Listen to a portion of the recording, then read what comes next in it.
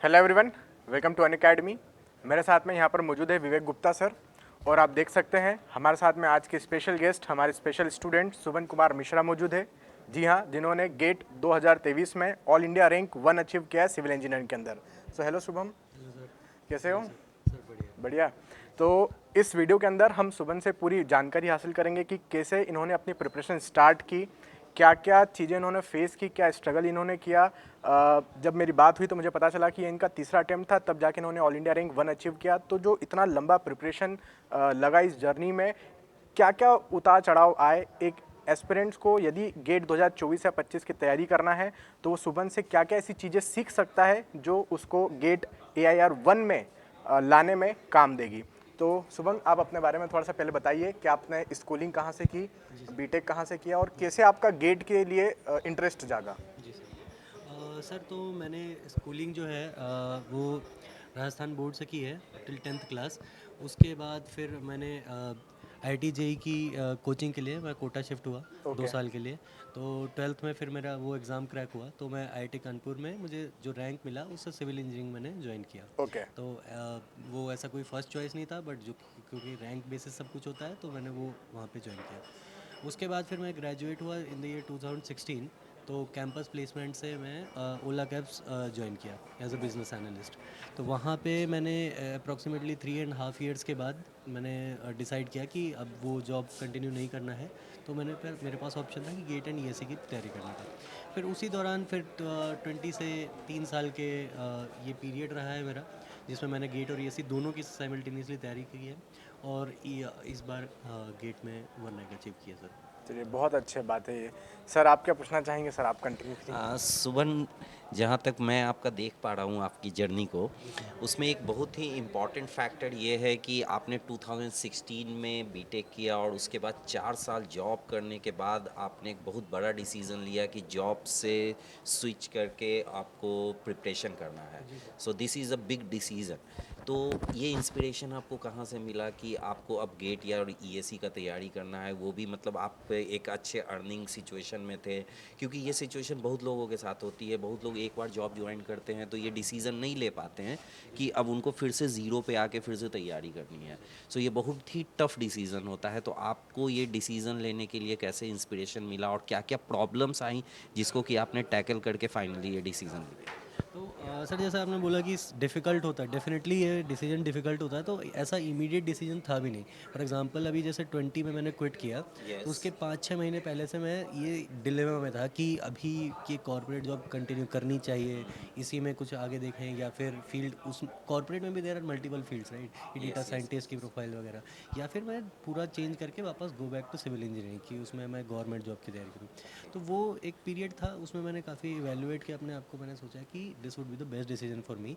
तो हाँ, उसमें थोड़ा टफ डिसीजन था, बट टाइम लेके मैंने फिर ये सोचा कि ये मेरे लिए बेस्ट डिसीजन है। फिर 2020 के स्टार्टिंग में सर आके ये ट्राई किया। बट हाँ, जैसे अब फिर से प्रिपरेशन ज़ीरो से स्टार्ट करना, ये काफ़ी डिफ़िकल्ट तो होता है। वो इसमें भी टाइम लगता है। जॉब क्विट करने के बाद आप बैठे हैं, लॉकडाउन वाला टाइम चल रहा है। तो उस टाइम पे कोचिंग इंस्टीट्यूट्स कुछ खुले हुए हैं मतलब नहीं। आपके साथ मल्टीपल ऑड्स एक साथ वर्क कर रहे थे कि मतलब आपने उधर जॉब छोड़ा और उधर लॉकडाउन भी लग गया, तो करेक्ट। काफ़ी फ्रस्ट्रेशन हुआ होगा और करेक्ट आपने सर। उसको टैकल किया। करेक्ट, हाँ। तो वो काफ़ी फ्रस्ट्रेशन वाला पीरियड होता है, क्योंकि वही है कि अब बैठे हुए हैं इतने टाइम बाद, फिर कुछ भी नहीं है, मतलब सिर्फ सेल्फ स्टडी के अलावा कोई और ऑप्शन नहीं है, ऑप्शन क्योंकि नहीं था सब उस कुछ भी समय, बंद है सब कुछ कोचिंग में। क्लोज हो हाँ, गया सब था। कुछ बंद है। तो पर हाँ, 2-3 महीने के बाद फिर से वो रिदम बनी। ओके। लगा कि हाँ, इसको कर सकते हैं, क्योंकि धीरे धीरे फिर ये है कि टाइम वेस्ट ज़्यादा होता जाता है, तो अपने आप गिल्ट आने लगता है अंदर से। तो वही उसी से सब ड्राइव हुआ, तो मैंने ये प्रिपरेशन अच्छा, शुरू और की। आपका क्या ओपिनियन है इसके रिगार्डिंग कि अगर कोई एस्पिरेंट जॉब कर रहा है तो जॉब के साथ प्रिपरेशन करना एडवाइजेबल है या जॉब 100% क्विट करके ही प्रिपरेशन एडवाइजेबल है? इस पे आपका क्या ओपिनियन? क्योंकि आपके भी माइंड में एक बार थॉट आया होगा कि जॉब के साथ ही करके देखते हैं, तो क्या आपने ये ट्राई किया था जॉब के साथ प्रिपरेशन करना, या फिर डायरेक्टली डिसीजन ले लिया कि नहीं, मुझे अब ज़ीरो से ही करना है? सर तो जैसा कि जॉब के साथ एक अलग अलग फैक्टर्स हैं, कि लेट्स से अभी कॉर्पोरेट जॉब हम कर रहे हैं, यस। तो हमारा सर्कल उस टाइप का बन जाता है हाँ। कि जो आप फॉर एग्जांपल 6 बजे आप फ्री हो जा रहे हैं, उसके बाद फिर उन्हीं लोगों के साथ हैंग आउट कर रहे हैं, तो इट्स वेरी डिफिकल्ट और बहुत ज़्यादा स्ट्रॉन्ग विल चाहिए कि उसके बाद टाइम निकाल पाना, क्योंकि ओके ओके, 8-10 मतलब घंटे आपका एनवायरनमेंट ऐसा क्रिएट नहीं एनवायरनमेंट ऐसा होता है क्रिएट हो जाता है कि हाँ मतलब नहीं क्रिएट हो पाता है कि पढ़ाई के जिसमें लिए। पढ़ाई किया जा हाँ सके। इसमें पढ़ाई किया जा सके, तो ये डिफिकल्ट होता है। इस वजह से मुझे लगा कि नहीं ये चीज़ तो नहीं हो पाएगी, अगर मुझे करना है पर्सनली तो मुझे तो जॉब क्विट करना ही पड़ेगा। ओके ओके, पर ये डिपेंड करता है सिचुएशन पे भी, अगर किसी की ऐसे आइसोलेटेड टाइप की नौकरी है या फिर ज़्यादा उस टाइप का नहीं है तो may be they can do it, और अगर पढ़ाई की टच में है, क्योंकि मैं आउट ऑफ टच था, मेरे लिए ज़रूरी था कि मैं जॉब क्विट करूँ उसके बाद ही कुछ ऐसा तैयारी करूँ। एंड फाइनली ये अच्छा वर्क ये किया अच्छा है आपका। किया है। हाँ ये सर मेरे लिए तो ग्रेट अच्छा काम ग्रेट किया था। ग्रेट। अच्छा, मेरे को एक बात बताइए कि स्टूडेंट्स तैयारी करना तो स्टार्ट कर देते हैं जोश में आके कि यार चलो अब करना है, कुछ फोड़ना है, लेकिन 2-4 महीने की प्रिपरेशन के बाद वो दम तोड़ देते हैं। आपके साथ कभी ऐसा कोई फेस आया जहाँ पर आपने सोचा हो कि यार अब रहने देता हूँ यार, अब ठीक है वापस जॉब ज्वाइन कर लेता हूँ, या हो गया पैकअप करते हैं, ऐसा कभी? सर बिल्कुल ये फेज़ तो जैसा आपने बोला बिल्कुल आना ही आना है, ये तो 100% है कि, और 100 नहीं, लेट्स से 98% स्टूडेंट्स के केस में ये होना ही होना है। जी। कुछ 2% लकी लोग होंगे जो नहीं में भी ये फेस करते होंगे, और हाँ ये फेज़ आता है। तो मेरे साथ ये हुआ कि फ़र्स्ट ईयर तो ऐसा था कि वो उसमें फ़र्स्ट ईयर में ही काफ़ी अप्स एंड डाउन्स बोल सकते हैं, क्योंकि मैं जो सोच के आया था वो पूरा चेंज हो गया। मैंने सोचा था कि मैं ऑफलाइन बैचेस ज्वाइन करूँगा, टीचर लोग सब संभाल लेंगे, क्योंकि जो पढ़ाएंगे हम पढ़ते रहेंगे, जो एडवाइस करेंगे करते रहेंगे, हो जाएगा सब कुछ। वो हो नहीं पाया क्योंकि सब बंद हो गया, वहीं पे वो था।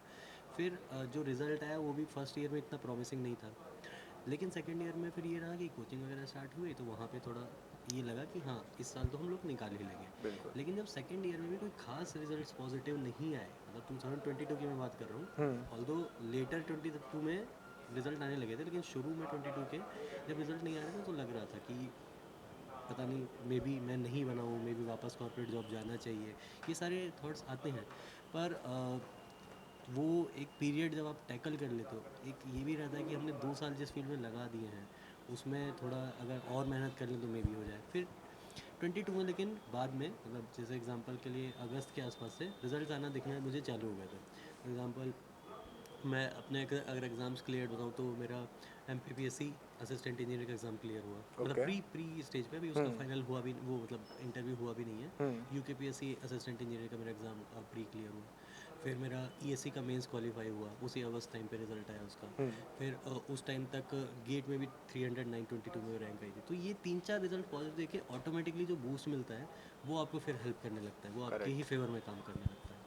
तो वो पीरियड को टैकल करना है सर, कैसे भी करके, मतलब क्योंकि गोल अगर दिख रहा होगा तो मे बी वो पीरियड चला जाता है, वो फेज़ चला जाता है। अच्छा, बिल्कुल। तो आप जब ये टेस्ट सीरीज़ लगाए होंगे, जी है ना, sir. Number of test series लगाए होंगे, जी सर। तो आप स्टूडेंट्स जो अब गेट 2024 या 25 की तैयारी करना चाहते हैं, उनको क्या टिप्स दोगे टेस्ट सीरीज़ के रिलेटेड कि उसको कब से देना स्टार्ट करना चाहिए और किस वे में टेस्ट सीरीज़ देना चाहिए? तो सर मैं जैसे बात करूँगा कि लेट से 2 साल वाला प्रोग्राम है फॉर एग्जांपल यस। किसी स्टूडेंट का, कि 1 साल जैसे कोचिंग वगैरह लिया है तो उस साल तो पूरा टाइम स्टूडेंट का, जेन्युइनली पूरा टाइम स्टूडेंट का कॉन्सेप्ट ग्रास्प करने में ही चला जाता है। तो इतना मैं नहीं बोल सकता कि पहले ही साल में आप फुल ऑन फोकस कर सकें कि टेस्ट सीरीज़ का भी पूरा दे रहे हैं, क्योंकि उसके लिए टाइम निकालना थोड़ा मुश्किल है। लेकिन जब आप एक अटैम्प्ट दे चुके हैं, सेकेंड अटैम्प्ट में जिसमें आप कोचिंग वगैरह नहीं ले रहे हैं, सिर्फ सेल्फ स्टडी कर रहे हैं, उसमें आप जितना अर्ली स्टेज में टेस्ट सीरीज लगाना चाह रहे हो उतना ज़्यादा आपके फेवर में काम करना है। वो लेट्स से कि फरवरी में आपने एग्ज़ाम दिया, सब कुछ खत्म हो गया, अब मार्च अप्रैल से जब से चालू हुआ था तब से टेस्ट सीरीज लगाना चालू कर दो। शुरू में टॉपिक वाइज लगाओ, फिर एक पूरा सब्जेक्ट वाइज होता है, जो भी इस तरीके के टेस्ट हैं वो जितना ज़्यादा आप प्रैक्टिस करेंगे, मल्टीपल इंस्टीट्यूट से लेके लगाओ, ज़रूरी नहीं है बिल्कुल। किसी एक ही को हमें वो देनी है, क्योंकि इस सिर्फ और सिर्फ मेरे लिए ये लगता है कि प्रैक्टिस के बाद एकमात्र चीज़ जो आपको आगे ले जा सकती है वो है टेस्ट सीरीज। Test series. हाँ, जितना आप प्रैक्टिस करेंगे उतना ही आपको अपनी गलतियाँ भी पता चलेगी और उसको एग्जैक्टली। मॉडिफाई करने का मौका भी मिलेगा। Exactly sir. सर, सुबन, मेरा एक क्वेश्चन कि आपका सबसे पहला क्वेश्चन तो ये कि आपका सबसे फेवरेट सब्जेक्ट कौन सा था, और सेकंड क्वेश्चन ये कि क्या सब्जेक्ट्स का कैटेगराइजेशन करना चाहिए कि मुझे इस सब्जेक्ट पे ज़्यादा फोकस करना है, इस सब्जेक्ट पे कम फोकस करना है, क्योंकि बच्चे इस चीज़ में बहुत कंफ्यूज रहते हैं कि उनको किस सब्जेक्ट पे ज़्यादा फोकस करना चाहिए, इसके लिए क्या स्ट्रैटेजी होना चाहिए, कैटेगराइजेशन करना चाहिए या नहीं, अगर करना चाहिए तो कैसे कैसे करना चाहिए, सो इसके रिगार्डिंग आपका क्या ओपिनियन है? हाँ, तो सर जैसा आपने बोला कि मेरा पहले पर्सनली मेरा फेवरेट अगर मैं बोलूँ तो मुझे न्यूमेरिकल बेस्ड सब्जेक्ट जैसे चाहे वो फ्लूइड मैकेनिक्स हो गया, ट्रांसपोर्टेशन हो गया, ये सब मेरे हमेशा से इनफैक्ट फर्स्ट ईयर से स्ट्रॉन्ग रहे हैं। जो भी ओके, गेट ओके, 22 1 में भी जो मार्क्स आए थे इन्हीं सब सब्जेक्ट्स में आए थे। ग्रेट। पर इसके अलावा अगर ऐसा बोला जाए कि किसी एक स्टूडेंट का कौन सा होना चाहिए तो वो उसके पर्सनल एप्टीट्यूड पे डिपेंड करेगा। ठीक है। कईयों का न्यूमेरिकल पोर्शन बहुत अच्छा होता है, मतलब एक बिल्ट इन है उसके अंदर। कईयों का थोड़ा मे बी मेमोराइजिंग पावर अच्छी है, वो उस चीज़ को ज़्यादा अच्छे से कर सकते हैं। तो वो फॉर एग्जांपल बीएमसी बहुत स्कोरिंग सब्जेक्ट है इन ईएससी स्पेशली। तो आप अगर उसमें कर सकते हैं तो वो आपको आगे लेके जाएगा, क्योंकि कुछ स्टूडेंट्स हैं जो बीएमसी छोड़ के जा रहे हैं। For example yes yes yes मैं अपना ही एग्जांपल दूंगा कि मैं वो है कि बीएमसी जैसा सब्जेक्ट है कि लगता है कि ठीक है जो मार्क्स चले जाएंगे वो मैं कहीं और कंपनसेट कर लूँगा। ओके। तो अपनी स्ट्रेंथ आइडेंटिफाई करना ज़रूरी है सर कि किस सब्जेक्ट में। अगर न्यूमेरिकल है तो आप उन सब्जेक्ट को देखिए, और 100% तो किसी का भी सब कुछ अच्छा नहीं नहीं है, हो सकता, नहीं क्योंकि हो सकता। 500 में से 500 उधर नहीं लाना है, 100% इधर नहीं लाना है। एग्जैक्टली। तो 100% फोकस करने का कोई मतलब परफेक्शन अचीव करने की ज़रूरत भी नहीं है। एकदम। तो जहाँ अपनी कैपेबिलिटी है वो अचीव करना ज़्यादा ज़रूरी है, ऑप्टिमाइज़ करना चीज़ों को ज़्यादा ज़रूरी है सर। तो फ्री टाइम यदि मिलता था आपको तो क्या करते थे आप अपनी प्रिपरेशन के दौरान? सर जैसे फ्री टाइम में बेसिकली हम यहाँ पे साकेत में ही मेरा हॉस्टल वगैरह था, वहाँ पे मेरी जैसे स्टूडेंट्स दूसरे हैं तो वही ग्रुप बन जाता है 7-8 लड़कों का। कभी छत पे फुटबॉल खेलने चले गए, फिर कभी ऐसे ही दूसरे के रूम पे बैठ के पार्टी वगैरह हो चिल कर जाती रहे है, हैं। चिल कर रहे हैं। तो ये सब तो फेज मतलब आता ही है। यही सब चीज़ें ये है कि जो कंटिन्यू, क्योंकि कंटिन्यूसली मोनोटोनस शेड्यूल से नहीं कर नहीं हो सकते, सकता। नहीं कर सकते। कभी ना कभी ये सब भी चाहिए कि आपको वापस एनर्जी लेवल अप करने के लिए। तो ये यही सब सर होता है। फिर सही है। फीफा वगैरह खेल लेते थे कभी कभी, लैपटॉप में इंस्टॉल कर रखा था। वो सारी चीज़ें हैं सर, वो पसंद है। आउटिंग पे? नहीं सर, इस पीरियड में तो नहीं हुआ है मेरा फ्रेंकली। मतलब जब ड्यूरिंग द मतलब जो जब जॉब चल रही थी अप टिल 2020, तब तक तो मैंने खूब घूमा फिरा है, क्योंकि मेरे पास डिसेंट पेइंग जॉब थी। तो बैंगलोर के आसपास घूमने की जगह भी बहुत सारी हैं, आई प्लेस इन बैंगलोर। तो वहाँ पे तो खूब सारा हुआ है, लेकिन इस पीरियड में घूमना फिरना नहीं हो पाया। ये मैं सबसे ज़्यादा मिस करता हूँ। मैं भी सबसे ज़्यादा अगर कोई पूछे कि क्या उस लाइफ को मिस कर रहे हैं, तो ये घूमना फिरना वाली चीज़ है सर। 3 अच्छा, साल से वो एक तो बात था। मेरे को और पूछना, आपने जैसे मुझे बताया था कि आप बेसिकली राजस्थान से हैं ना, जी सर। तो आप यहाँ पर रहकर प्रिपरेशन कर रहे थे दिल्ली में रहकर, जी सर। कितनी बार घर जाना होता था? घर जाना सर जैसे कि यहाँ अच्छा, मैं से। ये क्वेश्चन इसलिए पूछ रहा हूँ हाँ क्योंकि हाँ बहुत सारे ऐसे एस्पिरेंट्स होते हैं हमारी क्लास में जो हाँ जो छुट्टी मांगते हैं। हाँ हाँ हाँ सर, एक हफ्ते का हमको घर जाना है, हाँ हाँ। तो आप क्या उनको सलाह देंगे कि यार कैसे मैनेज करना है इस अच्छा, चीज़ को? तो सर जो जैसे नियर बाई अगर रह रहे हैं, मान लीजिए मेरा एग्जांपल हो गया, मैं नियर बाई रह रहा हूँ, तो मेरे को कभी हफ्ते भर की छुट्टी की ज़रूरत नहीं पड़ी। मैं एग्जांपल के लिए मेरा मॉर्निंग अगर शेड्यूल लगा हुआ है 6 घंटे का, तो मैं उसी दिन फ्री होके जा सकता हूँ और अगले दिन वापस आ सकता हूँ। मेरा ऐसा है। पर जो स्टूडेंट्स दूर दराज के हैं जिनको जाने में एक्चुअल में 1 दिन लग जा रहा है, तो उनको तो मैं रिकमेंड करूँ इस पीरियड में त्यौहार पे जो छुट्टी देते ही हैं, दिवाली की छुट्टी, उसके अलावा तो अवॉइड ही करना चाहिए, क्योंकि क्लासेस छोड़ने के बाद वो अगर किसी सब्जेक्ट में 1 या 2 क्लासेस मिस हो जाती है ना, मे बी बाकी की नज़र में फ़र्क नहीं पड़ता, स्टूडेंट को लगता है ये सब्जेक्ट मेरा पूरा ख़राब ही हो गया है। बिल्कुल सही है। उसके बाद से, हाँ, उसके बाद से ये लगता है कि उसके बाद से मुझे कुछ समझ ही नहीं आएगा। तो वो सब्जेक्ट फिर मतलब उसे जब तक वो नेक्स्ट फिर से नहीं पढ़ेगा ना किसी टीचर से, तब तक उस सब्जेक्ट में कॉन्फिडेंस नहीं आएगा। तो इस वजह से क्लासेस बंक करना कभी भी वो नहीं होगा, मेरे एडवाइजेबल नहीं होगा सर। लिंक लिंक ब्रेक नहीं ब्रेक होना नहीं होना चाहिए। चाहिए सर। Yes, correct. सही है। आप अपने आप को आने वाले समय में कहाँ पर देखते हो? सर अभी मेरा इमीडिएट जो टारगेट है वो मेरा इंजीनियरिंग सर्विसेज का एग्ज़ाम है। तो मैं अभी प्री क्वालिफाई हुआ है 23 में। अभी मेरे को 20 मतलब जून में इधर इसका मेंस होगा। तो अभी मेरा अगले 3 महीने पूरा फोकस वही रहने वाला है, मतलब होपफुली वही फोकस रहने वाला है। तो नेक्स्ट टारगेट सर अभी फ़िलहाल ये है। उसके आगे का बहुत दूर का मेरा मेरा जनरली नहीं सोचने का होता है। जितना 6 महीने भी बहुत है सर, इससे ज़्यादा आगे का नहीं कुछ सोचा है। सुभन, टॉपर्स का ईच एंड एवरी वर्ड मतलब बच्चों पे बहुत इम्पैक्ट डालता है। जी सर। तो डेफिनेटली आपका ये इंटरव्यू बहुत ही ज़्यादा पावरफुल रहेगा और बहुत सारे लोगों का लाइफ चेंज होगा। सो इन शॉर्ट आप बच्चों को क्या मैसेज देना चाहते हैं जो कि आपने खुद एक्सपीरियंस किया ड्यूरिंग प्रिपरेशन ऑफ 3 इयर्स कि मतलब ये सब गलतियां तो बिल्कुल भी नहीं करनी चाहिए, तो वो एक दो चीज़ें बता दीजिए और क्या ज़रूर करना चाहिए वो भी एक दो चीज़ें बता दीजिए। हाँ, तो सर गलतियाँ जैसे कि एक सर ने अभी आपने जस्ट जो डिस्कस किया ना कि कहीं घर लिंक जाना है या लिंक ब्रेक होना, ये होता है कि पूरा सब्जेक्ट 10-12 नंबर का वो ख़राब कर देती है, किस जितने भी XYZ मार्क्स का है Exactly. वो पूरा ख़राब कर देती है।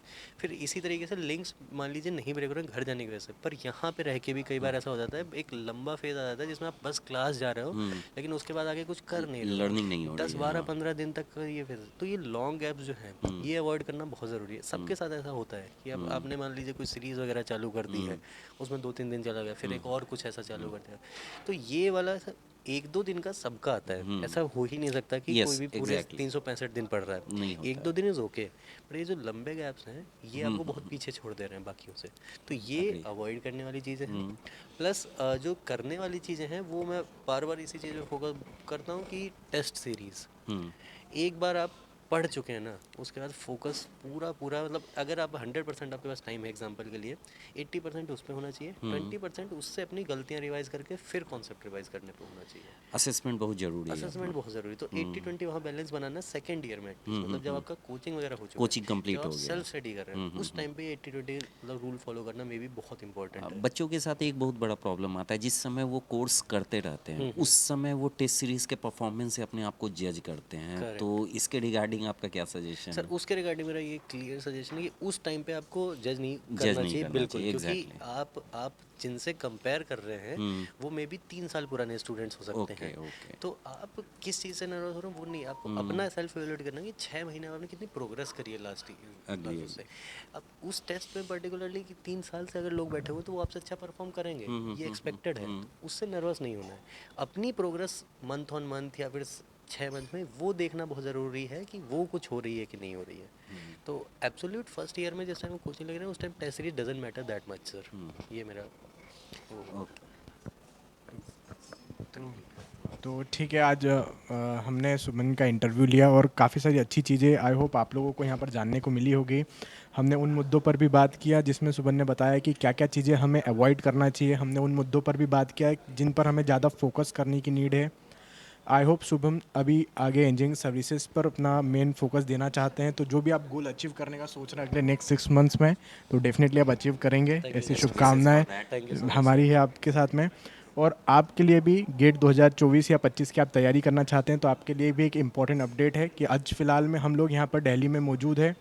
19th को यहाँ पर स्कॉलरशिप टेस्ट होने जा रहा है मॉर्निंग 10 AM, तो आप बिल्कुल आ सकते हैं। दिल्ली का जो मेहरौली सेंट्रल यान अकेडमी का फर्स्ट ऑफलाइन बैचेस स्टार्ट हो रही है 26 मार्च से, जिसका स्कॉलरशिप टेस्ट 19th से हो रहा है।